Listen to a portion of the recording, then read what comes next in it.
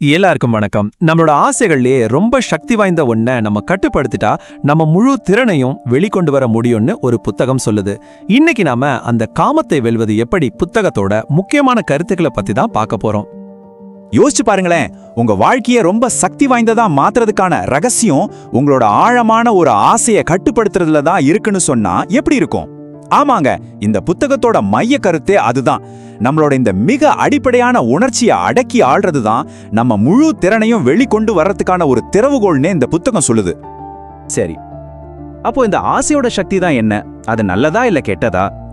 இந்த புத்தகம் முதல்ல சொல்ற ஒரு விஷயம் என்னன்னா, இந்த ஆற்றல் ஒரு இருமுனை கத்தி மாதிரி. வாங்க அதை நாம எப்படி பார்க்கணும்னு இப்ப தெரிஞ்சுக்கலாம். இந்த புத்தகத்தை பொறுத்த வரைக்கும் பாலியல் ஆற்றலுங்கிறது இயல்பாவே நல்லது கெட்டதுன்னு எதுவும் கிடையாது. அது வெறும் ஒரு மிகப்பெரிய சக்தி, அவ்வளவுதான். அந்த சக்தியை நீங்க ஆக்கப்பூர்வமான விஷயங்களுக்கு, ஒரு படைப்பாற்றலுக்கு பயன்படுத்தினா அது உங்களை உச்சத்துக்கு கொண்டு போகும். ஆனா அதே சக்தியை நீங்க வீணடிச்சீங்கன்னா அதுவே உங்க அழிவுக்கும் காரணமா மாறிடும். இதுல ஒரு சுவாரஸ்யமான விஷயம் என்னன்னா, இந்த புத்தகம் இந்த ஆற்றலை நம்மளோட நேரம், அறிவு மாதிரியே ஒரு விலை மதிக்க முடியாத வளமா பாக்குது. இது எல்லார்கிட்டயும் ஒரே அளவுல இருக்காது. அதனால இதை ரொம்ப கவனமா பாதுகாக்கணும்னு இந்த புத்தகம் ரொம்ப அழுத்தமா சொல்லுது. சரி, அப்போ இந்த விலை மதிப்பில்லாத ஆற்றலை நாம வீணடிச்சா என்னாகும்? இந்த உயிர் சக்தியை இழக்கிறதுனால என்னென்ன பிரச்சனைகள் எல்லாம் வரும்? சரியா, இது மேலதான் இந்த புத்தகம் தன்னோட கவனத்தை குவிக்குது. இந்த புத்தகம் ரொம்ப நேரடியா ஒரு விஷயத்த சொல்லுது. அது என்னன்னா, கட்டுப்பாடில்லாத பாலியல் வெளியீடு, குறிப்பா சுய இன்பம் நம்மளோட தனிப்பட்ட ஆற்றலை ரொம்பவே குறைச்சிடுமா. இது சின்ன வயசுல இருந்தே ஒரு தொடர்ச்சியான ஆற்றல் இழப்பு சுழற்சியை உருவாக்கி வாழ்க்கை முழுக்க அதோட பாதிப்பை காட்டும்னு சொல்லுது. இந்த ஆற்றல் இழப்போட விளைவுகள் வெறும் உடல் சோர்வு மட்டும் இல்ல. பாருங்க, மனசுல குழப்பம், கவன சிதறது, தன்னம்பிக்கை இல்லாம போறது, சோர்வு, எரிச்சல், கோபம், ஏன் நம்ம வாழ்க்கையில நாம நினைச்ச இலக்குகளை அடைய முடியாம போறதுக்கு கூட இதுதான் முக்கிய காரணம்னு இந்த புத்தகம் சொல்லுது. இது ஒரு சங்கிலி தொடர் மாதிரி ஒண்ணுக்கொண்ணு தொடர்போட எல்லாத்தையும் பாதிக்குது. இந்த விஷயத்தை இன்னும் சுலபமா புரிய வைக்க இந்த புத்தகம் ஒரு அருமையான உவமையை பயன்படுத்துது. நம்மளோட உயிராற்றலை பணத்தோட ஒப்பிடுது. இப்ப யோசிங்க, தற்காலிக சந்தோஷத்துக்காக பணத்தை வீண் செலவு பண்ணா என்ன ஆகும்? கடன் வரும், பலவீனம் வரும். அதுவே அந்த பணத்தை சரியா முதலீடு செஞ்சா அது வளர்ந்து நமக்கு பலத்தையும் தெளிவையும் நீடித்த மகிழ்ச்சியும் கொடுக்கும். நம்ம உயிராற்றலும் அப்படிதான்னு சொல்லுது. சரி, இத்தனை பிரச்சனைகள் இருக்கு, அப்போ இதுக்கு தீர்வு என்ன? இந்த ஆற்றலை வீணாக்காம பாதுகாக்க ஒரு வழி இருக்கா? இருக்கு. இங்கதான் இந்த புத்தகம் பிரம்மச்சரியம்ங்கிற ஒரு பாதையை நமக்கு காட்டுது. வாங்க அது என்னன்னு இன்னும் கொஞ்சம் விரிவா பார்க்கலாம். பிரம்மச்சரியம்னு சொன்ன உடனே அது வெறும் பாலியல் ஆசைகளை அடக்கிறதுன்னு மட்டும் நினைச்சுக்காதீங்க. இந்த புத்தகத்தை பொறுத்த வரைக்கும் அது நம்மளோட பாலியல் ஆற்றலை வீணாக்காம அதை நம்மளோட மன வளர்ச்சி, உடல் ஆரோக்கியம், ஆன்மீக இலக்குகள்னு இன்னும் உயர்ந்த விஷயங்களை நோக்கி திசை திருப்புற ஒரு சக்தி வாய்ந்த ஒழுக்க பயிற்சி. சுருக்கமா சொன்னா இது ஒரு ஆற்றலை மாற்றி பயன்படுத்துற கலை.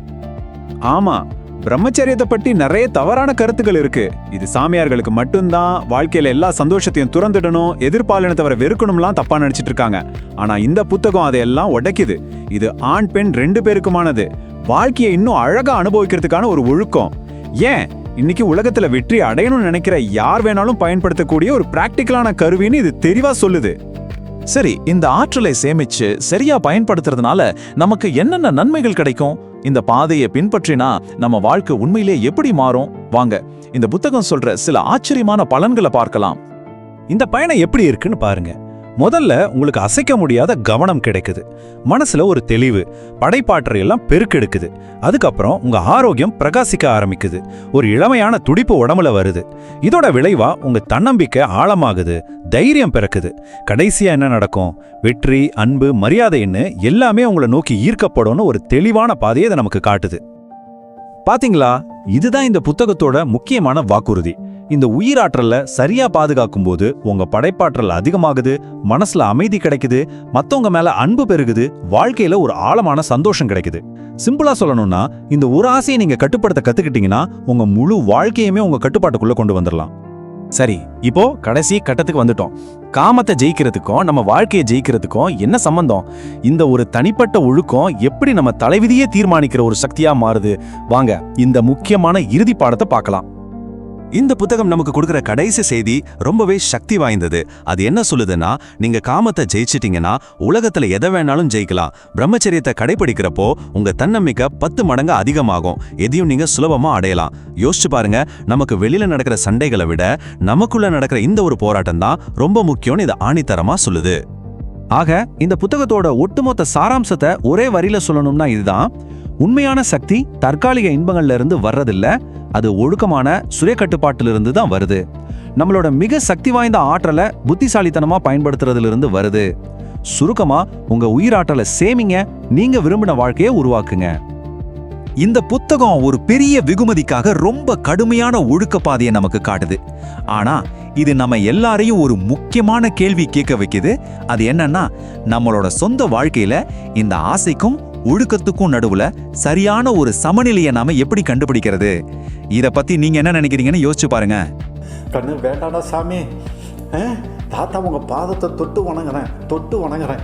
திருந்திங்கடா கண்ணு, திருந்திங்கடா, திருந்திட்டு ஒரு தமிழ்நாட்டில் ஒரு சாதனை பண்ணுங்கடா கண்ணு, சாதனை பண்ணுங்கடா கண்ணு.